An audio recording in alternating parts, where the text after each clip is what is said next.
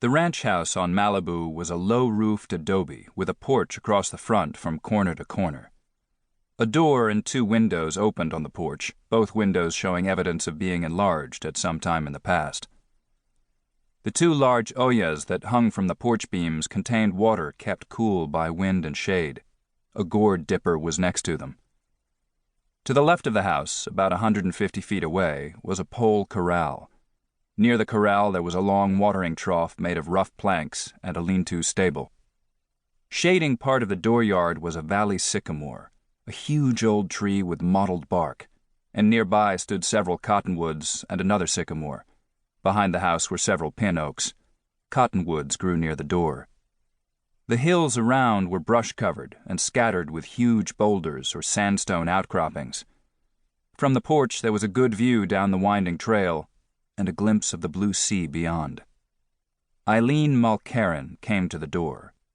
The mother of 2 grown sons, she looked young enough to be their sister, a strikingly beautiful woman, as Irish as her name. "Are they coming, Michael?" "Not yet." "They'll not be long, you can be sure of that. It's the day Zeke Wooston has been waiting for, ever since your father gave him that whipping for beating his horse." "He's shrewd and dangerous." "He is that. It was the Valdez note that surprised me. When he bought it, I knew we were in trouble," she said. "You must not blame Valdez. He did not know Wooston as we know him, and times are hard. He needed the money." "I do not blame him. He is a good man who thinks ill of no one. He is too sure of the goodness of the world." They stood together in the late morning sun, looking down the trail. Sean Mulkerin and her son in his brown monk's robe. "I wish Sean was here," she said. "Me too." "He is much like his father," she said. "And so are you. But there are things he can do that would not be fitting for a man of the church." He shook his head. "Now, Senora, you are not thinking of violence. It would do no good. And besides, there is the law." "Sean would think of something." "What is there to think?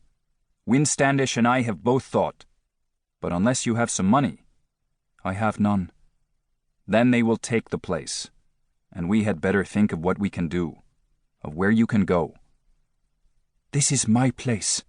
It was given to your father by the Presidente for your father's service in the Army of Mexico. I shall not see it taken from us." "Senora, that president is dead. I do not know if the president we have now knows of our existence. Wynne and I have written, and there has been no answer. As for the governor, Mikel Torrena is their friend, not ours. If it was Alvarado—" "He is a man," Michael said. "Agreed, but he is also a man out of office. Wooston will not stop with us. He is greedy. He will want more and more land."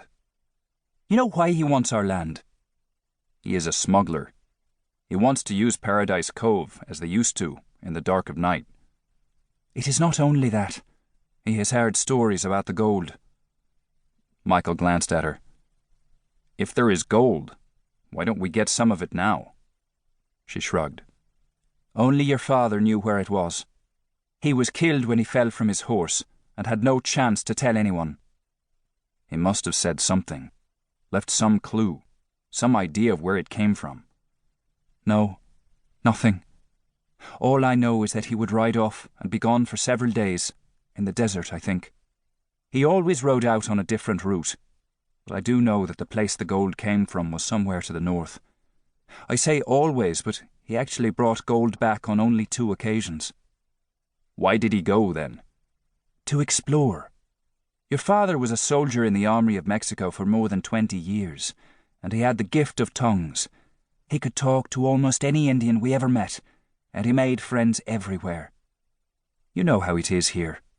Most of the Californios will not leave the missions or the pueblos.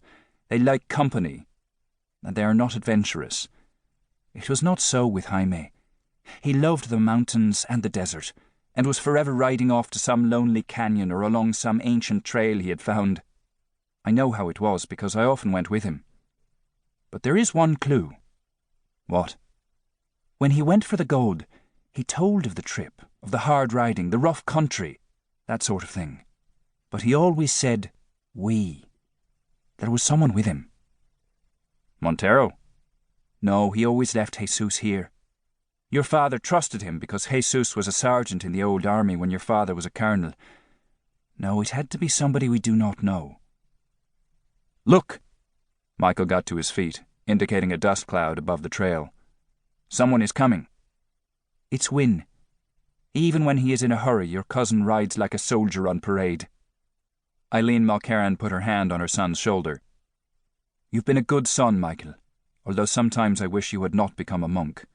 You were a fine hand with a rope or gun. Father was good. Very good.